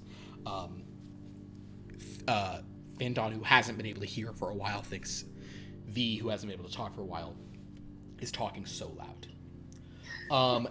Nightheart is worried about letting Kaga Hideki return, but if the heroes promise, she understands, bargains are important. Whisper kind of hides this jar in some weird misty pocket to mention nobody even notices she took it. Not a big deal. Nightheart uses the Killing Stone to return the group to Topflight Tower. And that is when things seem strange. Our heroes find themselves sitting within a stone hand of a massive statue of Tatiana Temple, now dressed in the raiment of Captain Eldritch and the leader of the world's preeminent superhero team, Templeflight. The other statues surrounding her include Shinobi Red, a suited figure whom Findon recognizes as Grendel, a different ghost man, the one who said. I don't remember Shinobi Red being one of the statues. Oh yeah. Yeah, she was. Evil Red, baby. You got her heart though. Yeah. A gaunt figure unknown to the group, and a man clad in a trench coat and fedora with a full face question mark mask. Above these colossi, you see a huge castle, Tatiana Temple's castle you've seen before, floating as their flying headquarters. Nightheart does some kind of like senses something. Whisper sort of indicates as well. You are pretty sure that you are in your reality. So you have not wound up in an alternate reality. Your reality has been changed. But the group noticed that the figure standing at Temple's side, sort of a senior member, with a smiling look of satisfaction on his face, is Synth Devil. That is where Volume 1 ended. So, I'm really glad I did that refresher. I totally remember it now. I'll forget it all by next week, but it's good to know it right now. Are we gonna level up before we? We said we would. You absolutely should level up. That's true. Yeah. I'll tell you what. You will level up. I will allow an emergency level up when you complete your next rest. No, it's fine. Yes, you can level up. You'll Oh, fucking nerve! I was about to say. Yeah, I think everyone is. I mean, you took like a short rest there, but you guys are all screwed. Yeah, you guys are all very beat up. So yes, we will do we'll level you up. Come to think of it, that's the thing. Thanks for saying that. We really need to do that before our next stream, because also everybody needs to remember how the hell this system works. Yeah, I pulled up her sheet just to look at it while we were doing this. Yeah. And I pulled it up and I was like, oh shit, that's right. It looks nothing like the other character sheets. I totally forgot about that. Yeah, I know that I have guidance on how to like I know that we have guidance on how one can, like. Oh, that's right. The dice rolling is different. Like you do, yeah, and but also like how you level up. It's like you get a certain number of points to level up. So I'll look that over, and we'll honestly, because it's whatever. If I'll ask you two. Do you think we need? It's probably. I mean, I didn't want it to be tonight. I needed tonight to just be casual, whatever. Like, do we need like a session 0? I don't know. Like of this, or do you just want me to kind of help everyone level up, sort of softly? I think a session 0 is, because I feel like once we have like the refresher of how to like do it, it'll be fine. Like it'll come back to us. Yeah, no, I think I say that just because like I wonder if leveling up will take too much time. But yeah, you guys can figure it out. Or just spend, sure thing. Just reach out to me to level up. That's also fine. I can help what I'm trying to suggest, Rose Explodes, is that maybe we can do that all together to save me time. We can just sign on a little early or something. Maybe true. Maybe next week we'll try to have people sign on if necessary. But that's great. So yeah, who's back in the Topflight mood? Who's excited about the great condition that you guys find yourself in that game? I just need to get back in the mindset of Lumen. It was so hard to switch out, and now it's just hard to go back into Lumen. I get that. It is hard to wait a second. Rose Explodes? You've been waiting for Topflight to come back? That's so interesting. It's almost like you've never texted me about it. Rose Explodes is a V. Sorry, I guess I should say that in case people don't know everyone's we do have usernames. To talk about, like, because I mentioned to you before when we ended, and then we never talked about it again, mostly except for the joke that time for biology. But we have to talk about what happens with Lumen when her state of mind changes. Oh yeah. It's an interesting question. When you gain power from such a like specific worldview, there can be some changes. What I might say in response to that is, perhaps in Lumen's case,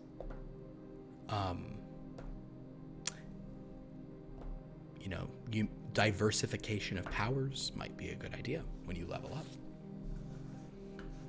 Which is not to say that in any way your powers are being taken away, but it is to sort of say, if you're worried about, all the eggs in the healing basket and now you're not sure you'll be able to heal, maybe you're like, cool, now I want to throw cars. I want to throw cars. Well, all else being equal, someone let me throw cars. So. Oh my god. Oh! I forgot about some of these people who you're going to fight. 2 of the 7 figures that stand there.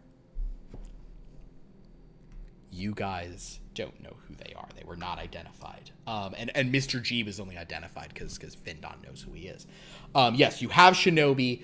You have a new Ghost Man. You have Captain Eldritch. You have Synth Devil. Are we sure one of them isn't Baron Darkness? I will tell you, Baron Darkness is not one of them. There are 2 other figures. One is a gaunt figure. The other is a man clad in a trench coat and a fedora with a full face question mark mask. I will say to the 2, and to everyone watching, obviously, I will tell you the name of one of those figures.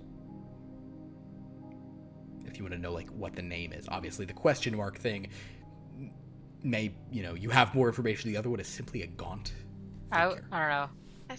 I was thinking the gaunt person. The gaunt person? You want to know the gaunt person's name? I thought we met someone similar to what he looked. Oh no.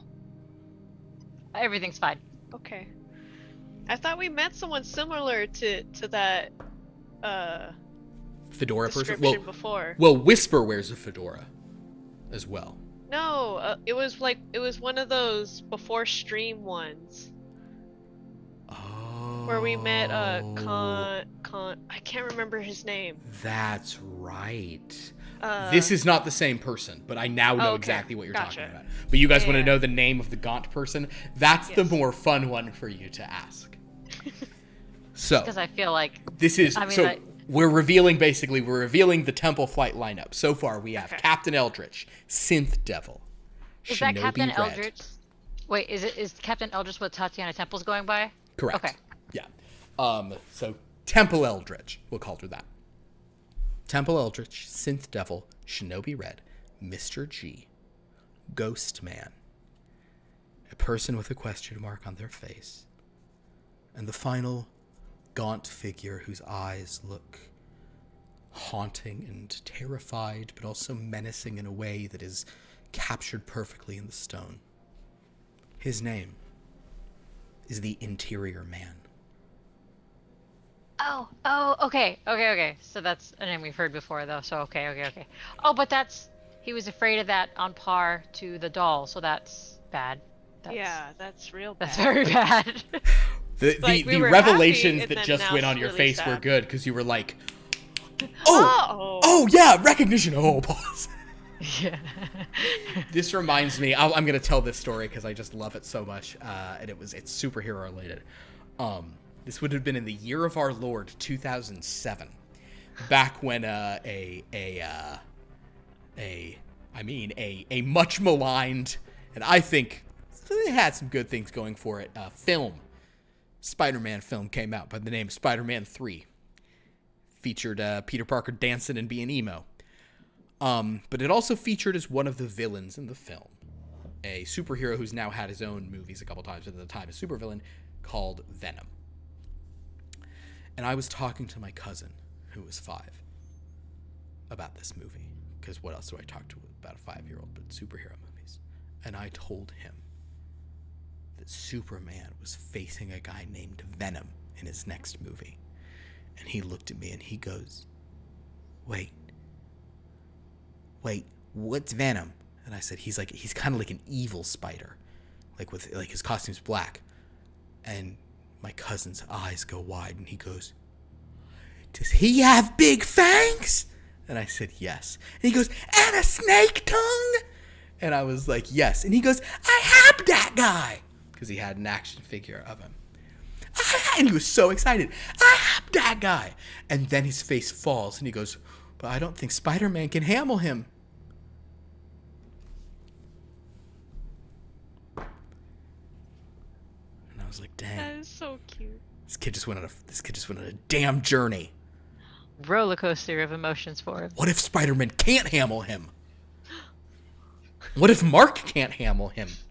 I was gonna say I was gonna try to figure out how to. Yeah, it's fine. You did it. Oh wait, there's a thing that's not just. I haven't looked at chat since the Rose Explode said, "Shut up, Philip." But I'm sorry. So, isn't there a character who takes magic for the end of their life when they use magic? I don't know if in this one there is. That's like, I know that's a very cool like spellcasting thing. I've seen that, and I think I've seen that in some books and such. I don't know if anybody in here is. Does that ring a bell for anyone of Topflight stuff? No, but I didn't even remember what my character sheet looked like. I mean, That's I don't know fair. that I'm necessarily the best. Yeah, person. no, I get that. I would say in general, most of these, most of the magical creatures who've appeared in Topflight are sort of, shall we say, like, just fucking weirdos. It's people like Whisper. What the hell's Whisper's power? Like mist and whisper? What? She's weird. She wears a fedora? Okay, she's probably good in bed, apparently. Maybe not. Yeah. Maybe. What if she's not? What if people are like, ooh, she's whispering all cool, and then it's like, that was nobody. Nah, she probably. They both had long-term things with her. Okay, fine. Whatever.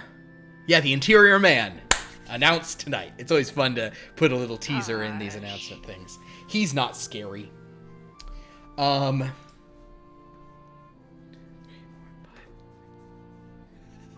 tell you what. Hold on.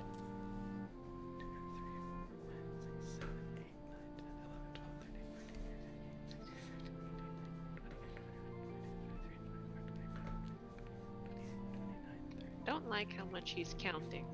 Okay. Pick a number or roll a number, which you can do by just rolling D100s until it doesn't. Pick a number between 1 and 34, and I will tell you that word in his description. Nope. Yeah, you'll have to roll a few times. To listen. Nope. Nope. Nope. Ooh, close. Nope. Nope. Nope. 17 or 23 would be really rough words to hear. Nope. Nope. Nope. This is now improbable that you haven't yet. I got Yeah, This is a 1 in 3 shot and it hasn't come up. Wait. What is it? 1 in Oh, 34. wait, no. No. No.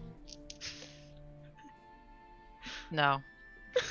Oh my gosh! No. Why- You have dice too. Give it No, a whirl. this is No, wild. I had 15 I've gotten- on my first roll. Oh, okay. I've gotten nothing Wait, below. you had a 15? Yeah.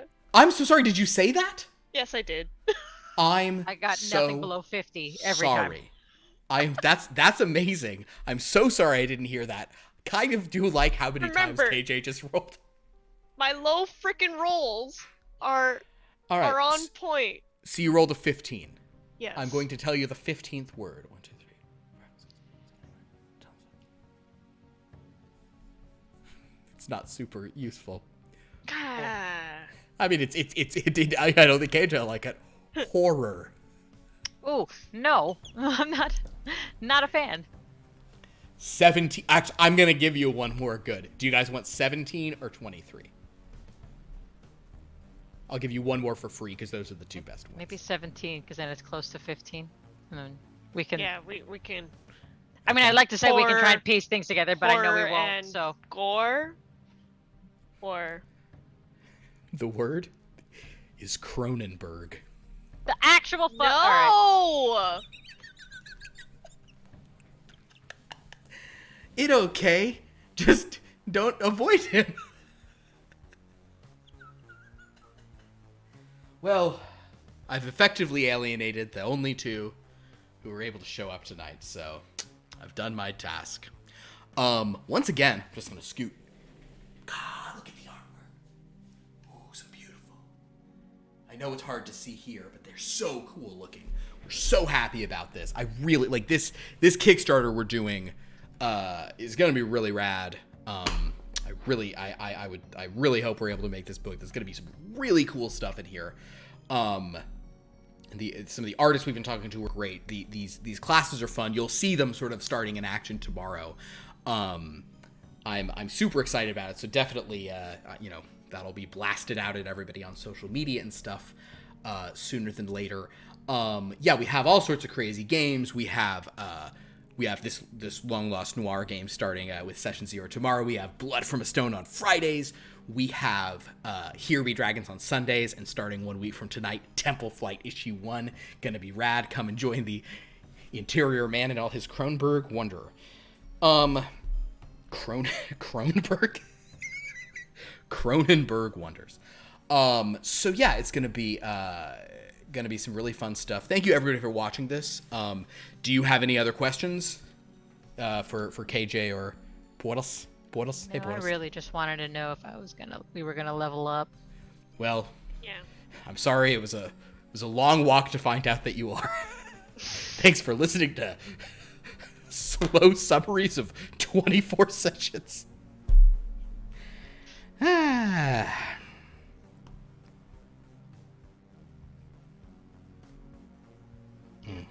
But no, it's gonna be cool stuff.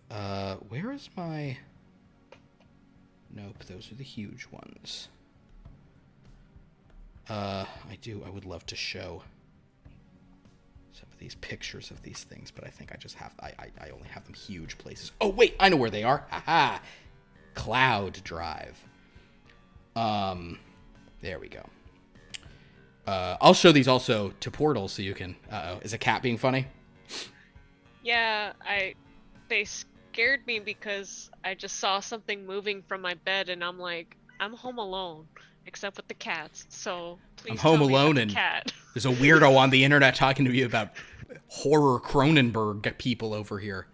It's a cat. KJ, which of the four should I show first in a close-up thing with my? I'm gonna hold it up on an iPad. Obviously, the professor. I was specifically asking because it's like, do you want to start? To me, it's often like let's close with the favorite. So No, this, let's look at her and then not look at anything else. understood. So that is KJ's favorite. This I is the see why. professor class. It's a class that's like really good at like learning stuff and like using their mind for cool abilities. Let's do the old. Here's the explorer. Here's just a real cool goblin exploring. Yes. And his artwork is real good. I see. Yeah, it's really I fun. know. This book's gonna be fun. Here's the gumshoe. The gumshoe is like a just kind of a bruiser who, I mean, come on, that's just rad.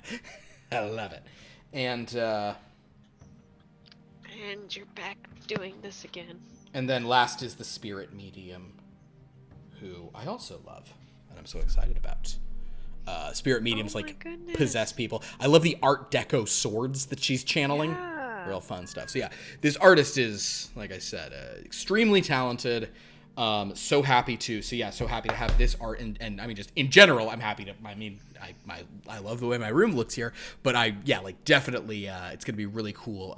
Would love to get her to do all these sort of class portraits and get a bunch of other art. And there's so many other cool artists who we've talked to. So really excited about this Kickstarter. We're launching that tomorrow. So I'm just kind of getting the word out about that, etc., etc.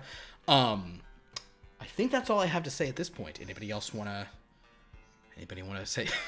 Cattail just whip right in front of your face. Anybody else have anything they'd like to share, bring up, complain about? No. Anything you want to veto in this upcoming game? The guy. Cronenberg. Yep. Interior Man. Do you guys want to Yes. veto him? Yeah. Yep. Do you want him to be just on a different mission for Temple Flight the whole time? Never show up? Or just dead. Yeah. Just Dead's gonna be dies harder. I can give you on a different miraculously. assignment if you want. like Dying wouldn't really do much to stop him. The stuff would keep going, I think. What about double dead? yeah. Well, let me read his thing. Oh, I don't know if it would. I'm gonna tell you that word 23 was sloughing. So I don't think double dead would have helped.